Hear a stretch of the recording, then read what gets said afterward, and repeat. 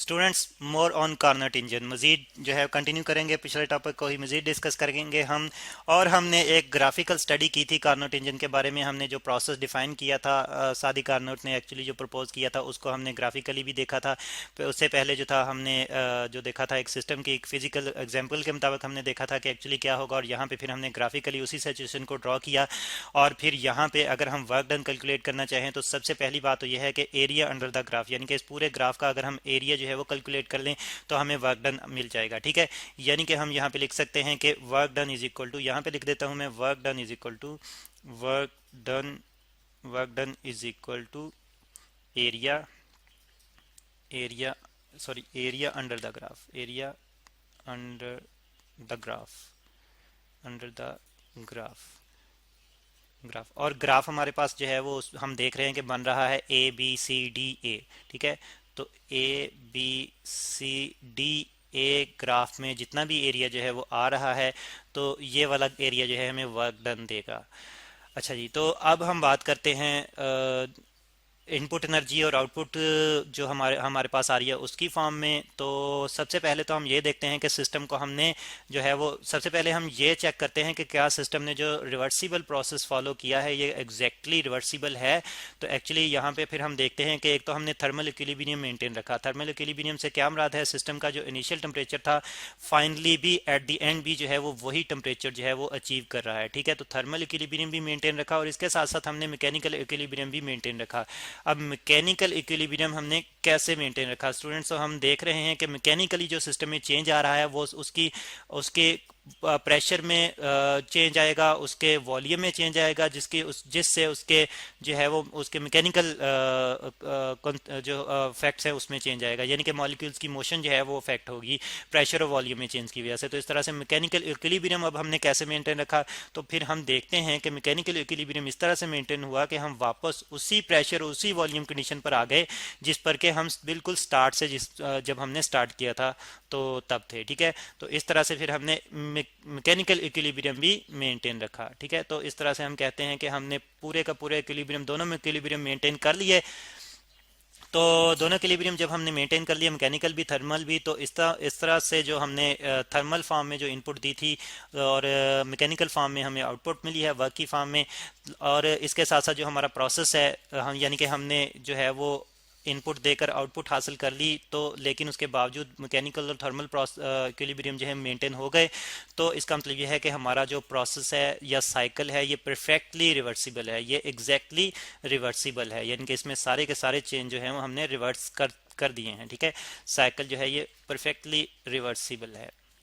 Reversible.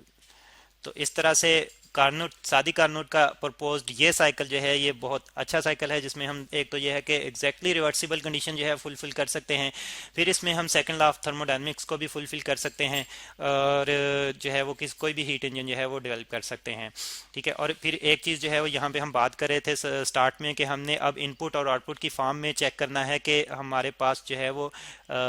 किस तरह की क्वांटिटीज़ में चेंज जो है किस तरह से जो है हम चेक कर सकते हैं। ठीक है, तो स्टार्ट में हम देखें कि इनपुट हमने क्या दी थी, तो इनपुट हम जानते हैं कि इनपुट जो है वो हमने हीट एनर्जी की फॉर्म में दी थी। ठीक है, heat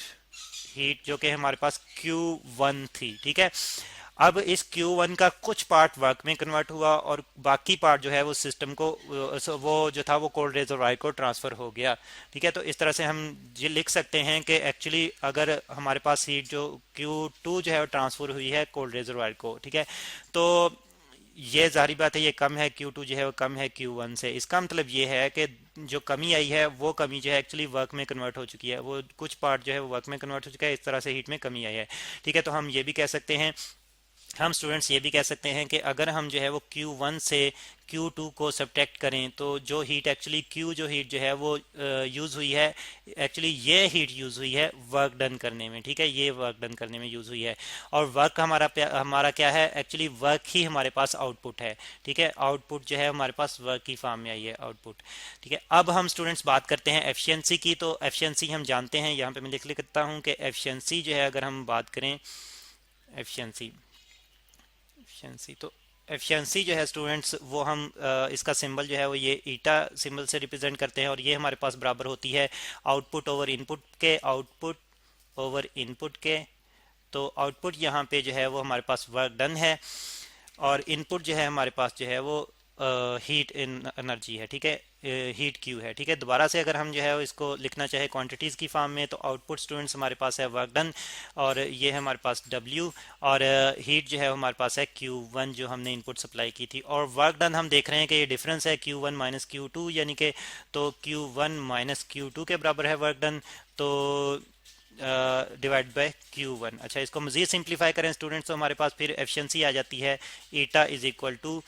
Q one divide by Q one minus Q two divide by Q one, ठीक है जी। तो सॉल्व मज़ीद सिंप्लीफाई करें तो हम देखते हैं कि एफिशिएंसी ईटा आ जाती है हमारे पास one minus Q two over Q one, ठीक है जी। तो स्टूडेंट्स ये हमारे पास एफिशिएंसी आ जाती है। अगर हमने परसेंटेज एफिशिएंसी कैलकुलेट करनी हो तो परसेंटेज एफिशिएंसी हमारे पास आ जाती है, इसी क्वांटिटी को हम 100 से मल्टीप्लाई कर देंगे तो one minus Q two over Q one multiplied by 100, तो ये हमारे पास परसेंटेज एफिशिएंसी आ जाएगी, ठीक है, जो हमें बताएगी कि हमारा हीट इंजन जो है उसको कितनी इनपुट एनर्जी दें तो वो कितना आउटपुट वर्क जो है वो हमें दे सकता है। तो यहाँ पे फिर हम देखते हैं कि यही एनर्जीज जो हैं ये रिलेट करती हैं टेम्परेचर से भी, एब्सोल्यूट टेम्परेचर से भी, ठीक है, कि हॉट रिजर्वायर जो है वो जितने टेम्परेचर पर है उसी के मुताबिक वो एनर्जी शिफ्ट करेगा सिस्टम को, और इसी तरह से कोल्ड रिजर्वायर का अपना जितना टेम्परेचर है उसी के मुताबिक वो एनर्जी जो है वो एक्सेप्ट करेगा। तो हम कह सकते हैं कि हमारी जो रेशोज हैं Q two over Q one ये जो है वो टेम्परेचर रेशो के बराबर आ जाती हैं, यानी कि T2 ओवर T1, ठीक है। तो इस तरह से फिर हम जो एफिशिएंसी है हमारी उसको इस फॉर्म में भी लिख सकते हैं ईटा, और ये परसेंटेज की फॉर्म में अगर हम लिखना चाहें तो जस्ट हमें हीट्स की जगह टेम्परेचर्स की रेशो जो है वो रिप्लेस करनी पड़ेगी, यानी कि T2 ओवर T1, ठीक है। और यहाँ पे स्टूडेंट्स T2 जो है ये कोल्ड रिजर्वायर का टेम्परेचर है, और या ये एक्चुअली वो टेम्परेचर भी है जो कि जब कंप्रेशन होती है आइसोथर्मली और सिस्टम जो है वो वापस अपनी फॉर्म में वापस आ जाता है, अपने लो टेम्परेचर पर आ जाता है। और T1 जो है ये वो टेम्परेचर है जो सिस्टम के पास इनिशियली था, ठीक है। तो या फिर हम ये भी कह सकते हैं ये एक्चुअली वो टेम्परेचर है T2 जो कि कोल्ड रिजर्वायर का था, कोल्ड रिजर्वायर यहाँ पे लिख लेते हैं कोल्ड रिजर्वायर, और T1 जो था ये वो टेम्परेचर था जो कि हॉट रिजर्वायर का था, हॉट रिजर्वायर। तो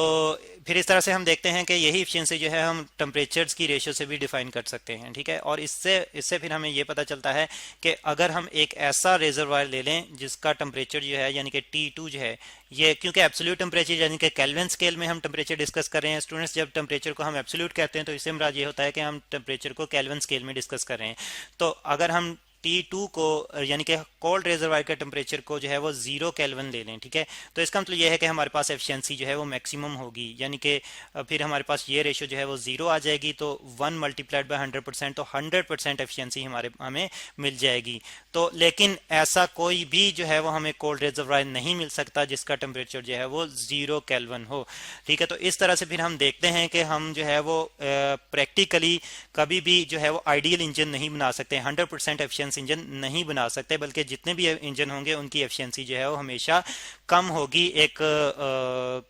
कार्नोट इंजन से, ठीक है, क्योंकि ये वाली एफिशिएंसी जो है ये एक्चुअली बेस कर रही है कार्नोट के साइकिल पर जो उसने प्रपोज किया था। तो इसका मतलब ये है कि एफिशिएंसी जो है वो प्रैक्टिकल इंजन की हमेशा कम होगी एक आइडियल इंजन से। तो अच्छा, इसी बेस पर फिर कार्नट ने थ्योरम जो था वो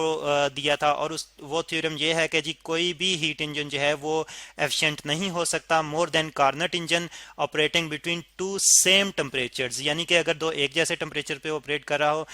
एक्चुअली उतने ही टेम्परेचर्स के दरमियान में ऑपरेट कर रहा हो जितने टेम्परेचर्स के दरमियान में एक कार्नट इंजन ऑपरेट कर रहा है, यानी कि T2 टेम्परेचर और T1 टेम्परेचर जो है किसी और इंजन के लिए भी अगर हम यूज़ करें कोल्ड रिजर्वायर और हॉट रिजर्वायर के, और यही टेम्परेचर जो है हम एक कार्नट इंजन पे भी अप्लाई करें। एक्चुअली कार्नट इंजन जो है वो डिफरेंट किस तरह से है बाकी इंजन से, तो कार्नट इंजन जो है वो हमेशा जो हमने साइकिल डिफाइन किया है उसकी बेस पर वर्क करेगा। तो हम कहते हैं कि कार्नोट थ्योरम के मुताबिक कोई दूसरा इंजन जो कि कार्नोट साइकिल को फॉलो नहीं कर रहा वो कार्नोट इंजन से एफिशिएंट नहीं हो सकता। और इसी थ्योरम को हम एक और तरह से भी डिफाइन कर सकते हैं कि कोई भी इंजन जो है वो अगर दो सेम टेम्परेचर के दरमियान जो है, या हम ये कह सकते हैं कि जितने भी कार्नट इंजन जो हैं वो अगर इन्हीं दो टेम्परेचर्स के दरमियान जो है वो ऑपरेट कर रहे हैं, तो उनकी एफिशिएंसी जो है वो सेम होगी, चाहे उनका नेचर ऑफ सब्सटेंस जो है, जो वर्किंग सब्सटेंस है वो कुछ भी हो। यानी कि यहाँ पे तो हमने वर्किंग सब्सटेंस गैस लिया था, लेकिन अगर हम कोई सॉलिड, कोई लिक्विड या कोई भी और सब्सटेंस जो है वो किसी भी नेचर का ले लें, तो जो एफिशिएंसी है वो नेचर पे डिपेंड नहीं करेगी, सिर्फ इन टेम्परेचर्स पे डिपेंड करेगी। तो इस तरह से हम देखते हैं कि फिर हम बाउंड नहीं रहते किसी भी फिजिकल सिस्टम के साथ कार्नोट साइकिल को फॉलो करते हुए। इसकी कार्नोट साइकिल की यानी कि एक ये इंपॉर्टेंस भी है कि हम किसी भी सिस्टम के साथ बाउंड नहीं रहते, उसकी फिजिकल नेचर पे बाउंड नहीं रहते, बल्कि हम कोई भी जो है वो ऐसा जो है वो वर्किंग सब्सटेंस ले लें जो कार्नोट साइकिल को फॉलो कर सकता हो, तो उससे हम जो है वो एक अच्छा इंजन जो है वो बना सकते हैं, जिसकी एफिशिएंसी जो है हमें मैक्सिमम मिलेगी, लेकिन ऑलवेज लेस देन 100% मिलेगी। तो स्टूडेंट्स, ये है कार्नोट साइकिल और कार्नोट इंजन।